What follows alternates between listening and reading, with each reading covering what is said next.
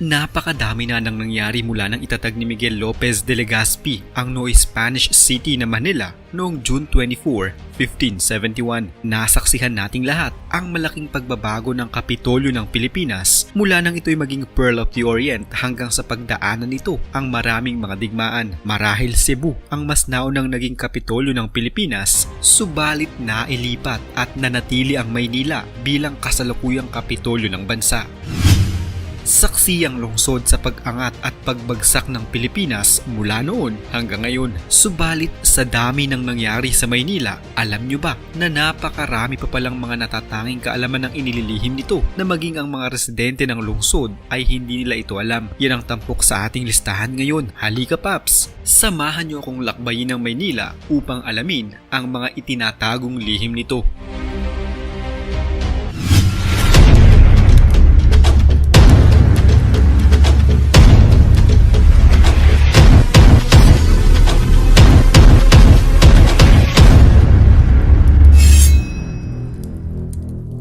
Isang paalala, ang video na ito ay ayon lamang sa aking sariling pananaliksik. Hindi ko nais na pilitin ang sino man na maniwala sa videong inyong matutunghayan. Kung hindi kayo kumbinsido sa mga impormasyon at taliwas ang inyong paniniwala sa kaalamang aking ilalahad, maaari kayong gumawa ng sarili ninyong pagsisiyasat para sa inyong kakontentuhan. Ang videong ito ay gabay lamang sa mas malalim na kaalaman at pag-intindi at hindi gawa ng isang profesional. Naniniwala ako na malaya tayong magbigay ng opinyon at suhestyon bilang malayang mamamayan ng Pilipinas. Maraming salamat po. Ang mga sikretong underground tunnel sa lungsod. Sa kasalukuyan ay mababanag ang pagiging moderno ng lungsod dahil sa mga nagtataasang gusali at malalaking establishmento. Subalit bukod sa mga modernong mga gusaling ito, alam nyo ba na may mga sikretong lagusan ng lungsod na mas nauna pang itayo kaysa sa ikalawang digmaang pandaigdig? Sa ikagugulat ng marami, alam nyo bang ang Makati City at Bonifacio Global City sa Taguig ay may mga nakatagong lagusan sa ilalim ng lupa? Noong Enero 2011, isang crew ng Manila Water ang nakadiskubre ng isang tunnel habang nagsasagawa ng digging operation sa isang lugar sa EDSA, Guadalupe. Hindi gaanong naglabas ng pahayag tungkol sa nadiskubreng tunnel, subalit ayon sa ilang ulat, matatagpuan ito 3.5 metro ang lalim mula sa kalsada na kasyang-kasya ang mga truck. Ang Fort Bonifacio Tunnel naman sa kabilang banda ay matatagpuan malapit sa Mega World. Ang tunnel ay may mahigit 2 metro ang haba at 4 na metro naman ang lapad. Meron itong 32 built-in chambers, 6 na metrong lalim na balon at 2 lagusan na tumatagos sa Barangay East Rembo at Barangay Pembo sa Makati City. Meron din itong 4 na mga pasukan. Ang isa ay nasa C5 malapit sa Market habang ang pangalawa ay nasa East Rembo. Ang pangatlo ay nasa Amapula Street, subalit isinarado ito dahil sa ipinapatayong bagong bahay sa lugar. Ang pang-4 na pasukan ay bukas pa din na matatagpuan naman sa Morning Glory Street. Pinaniniwalaan ng marami na ang tunnel na ito ay ginawa sa utos ni General Douglas MacArthur, subalit mas malaki ang paniniwala ng iba na itinayo ito ng mas maaga pa kaysa pagdating ng mga Amerikano sa bansa. Ito ay sa pangunguna ng mga minerong igurot mula sa Cordillera noong 1900s. Ito ay unang ginamit na underground highway para sa pagtransport ng mga pagkain, gamot at iba pang military supply sa Fort McKinley na ngayon ay Fort Bonifacio. Nang dumating ang mga Hapon, ang tunnel ay nagsilbing kuta ng mga matataas na opisyal ng mga Hapon kasama na si General Tomoyuki Yamashita. Matapos ang giyera, inilipat ang pangangalaga ng tunnel sa gobyerno at taong 1955 nang tuluyan na itong isarado at kinalimutan na ng publiko. Alam nyo bang si General Douglas MacArthur ay nagsilbing General Manager ng Manila Hotel? Itinayo noong July 4, 1912. Ang Manila Hotel ay saksi sa mga makasaysayang pangyayari at naging pahingahan din ng mga mahalagang tao ng kasaysayan gaya ni General Douglas MacArthur. Noong taong 1935, kinumisyon ni Pangulong Manuel Quezon si MacArthur na tumulong sa pagtatatag ng Philippine Army at maging military advisor ng Commonwealth.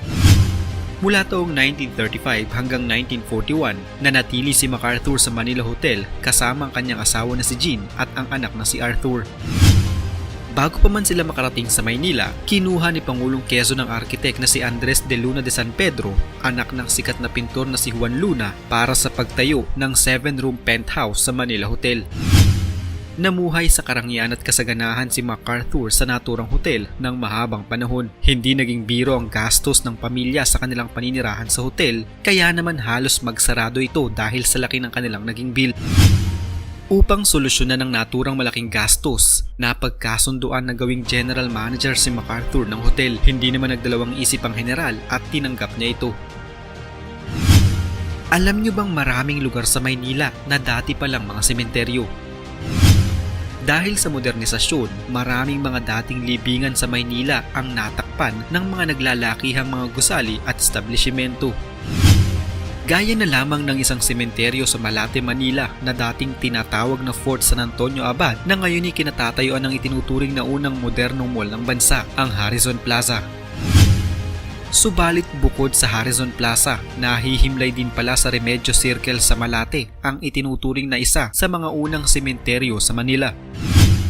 Isinarado ito matapos ang World War II at ang lahat ng mga nakalibing dito ay inilipat sa South Cemetery.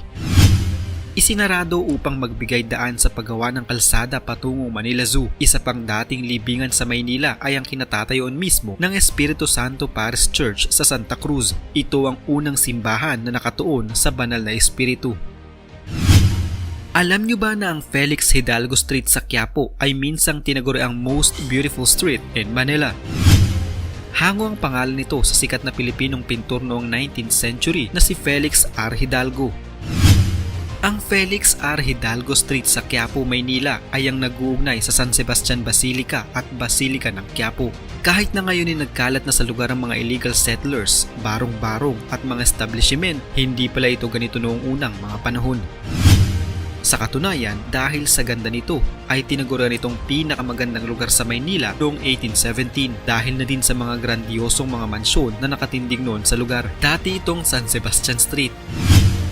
Ang Felix R. Hidalgo Street ay lugar noon ng mga pamilya na nasa middle class noong panahon ng mga Espanyol. Ayon sa isang antropolohiyang propesor, pinipili ang lugar na ito ng mga mayayaman tao dahil malapit ito sa eskwelahan, sa Malacanang at iba pang mga recreational centers sa Rizal Avenue. Sa kasamaang palad, unti-unting naglaho ang ganda nito noong pumasok ang dekada 60. Alam nyo bang nasakop pala ng Briton ang Maynila sa loob ng 2 taon?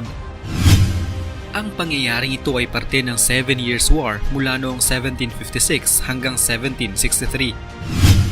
Bagaman nangyari ang digmaang ito sa parteng Europa, narating din ng kanilang pananakop ang Maynila noon. Ang mga sundalong Briton ay dumating sa Pilipinas noong Setyembre 23, 1762. Na may 15 barko at halos 6,000 tripulante na pinamumunuan ni William Draper at Samuel Cornish. Walang nagawa noon ang kasalukuyang gobernador general ng Maynila na si Archbishop Miguel Rojo, kaya matagumpay na nasakop ng mga Briton ang Kalakhang, Maynila. Mas lalong nagalit ng mga Briton nang mapaslang ang kanilang mga sundalo sa kamay ng mga Espanyol. Nagpaabot ng liham si Archbishop Rojo kay Draper ng isang liham ng paghingi ng tawad at ang pakiusap na palayain ng kanyang pamangkin na si Antonio Tagle na noon ay nasa kamay ng mga Briton. Pumayag naman ang mga Briton sa kagustuhan ni Rojo, subalit habang ibinabiyahe si Antonio Tagle pa uwi ay sinugod sila ng mga Espanyol at napatay din ito, kasama ang isa pang mataas na opisyal ng British Army na lalo muling nagpagalit sa mga Briton.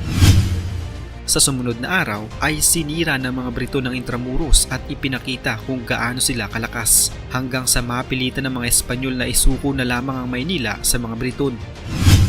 Ang pananakop ng mga Briton sa Maynila ay nagtagal ng 2 taon hanggang sa opisyal itong palayain ng mga Briton dahil sa pinirmahan nilang kasunduan na Treaty of Paris noong 1764.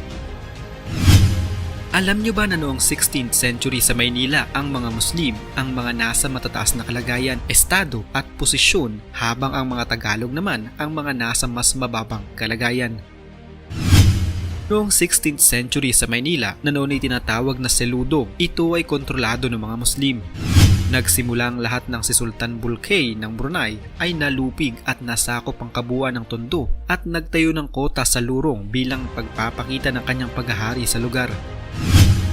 Kinalaunan ay mga Muslim ang namuno sa lahat ng aspeto ng lungsod, mula sa kayamanan, posisyon sa gobyerno hanggang sa paggawa ng mga batas. Ang mga Tagalog sa kabilang banda ay kinonsiderang pangalawa lamang sa kanila pagdating sa estado sa lipunan. Dahil dito ay na-adapt na din ng mga Tagalog ang uri ng pamumuhay at kultura ng mga Muslim na kumukontrol noon sa buong Maynila. Mula sa paggamit ng mga pangalang Muslim, pagsusuot ng turban, pagbasa ng Quran hanggang sa hindi nila pagkain ng karne ng baboy. Alam nyo ba na ang eskolta sa Maynila ay nakapagtala ng maraming kauna-unahang bagay at pangyayari sa bansa? Marahil ay alam nyo na at nabanggit ko na din sa mga nauna ko ng mga video, ang Clark's Ice Cream Parlor noon sa paanan ng Jones Bridge ay ang kauna-unahang tindahan ng ice cream sa Pilipinas. Ang soda fountain at restaurant na ito ay dinala sa bansa ng isang Amerikanong negosyante.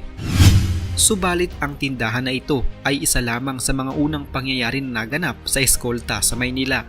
Dito din matatagpuan noon ang Salon de Partiera na nagbukas noong 1896 at naging kauna-unahang movie house ng Pilipinas. Ang unang pelikulang ipinalabas dito ay napanood noong taong 1897, mga French silent movies na sinabayan ng tugtog ng orkestra, ang unang 4 na pelikula na ipinalabas dito.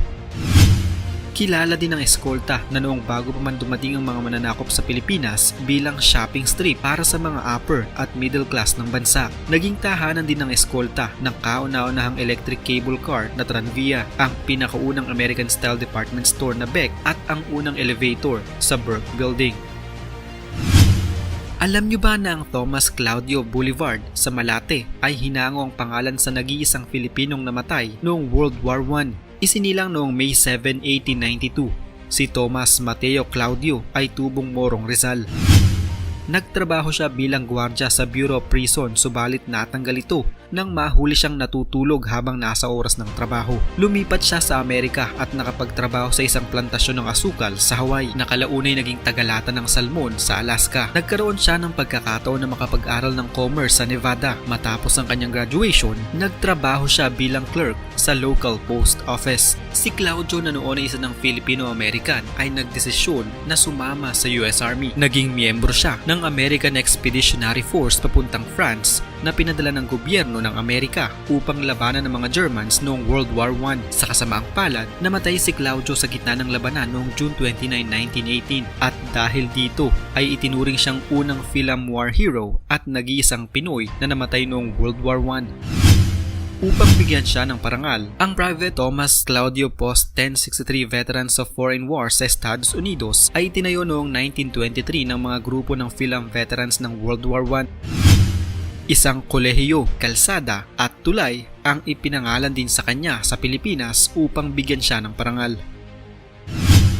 Alam nyo ba na ang 3 patayong suporta ng Quezon Memorial Shrine ay base sa edad ni dating Pangulong Manuel L. Quezon noong siya ay mamatay?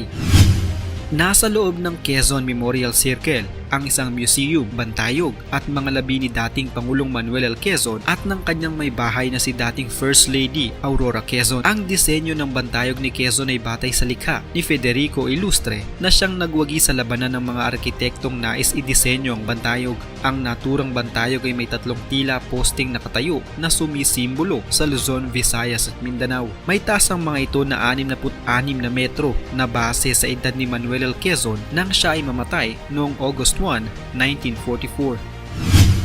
Makikita din sa taas nito ang 3 anghel na may hawak na sampagita na likha naman ng isang Italianong eskultor. Ang konstruksyon sa Quezon Memorial Shrine ay nagsimula noong 1950s at natapos lamang noong 1978 dahil sa mga aberya gaya ng kakulangan ng pondo at sa mahirap na pag-import ng Carrara marble na bloke-blokeng dinadala sa lugar. Noong August 19, 1979, ang mga labi ni Manuel Quezon ay inilipat mula sa Manila North Cemetery patungo sa Quezon Memorial Circle. Sa parehong taon, idiniklara ni dating Pangulong Ferdinand Marcos ang lugar bilang isang pambansang bantayog ng Pilipinas. Isa na namang kwento ng pagbabalik tanaw sa kasaysayan ang naitampok natin ngayon. Huwag kalimutang i-like ang video ito at mag-iwan ng komento sa ibaba ng mga nais nyo pang malamang kwentong kasaysayan sa Pilipinas. Mag-subscribe na din para lagi kayong updated sa mga pinakabagong video dito sa Kasaysayan Pinoy. Magandang araw po at mabuhay ang bansang Pilipinas!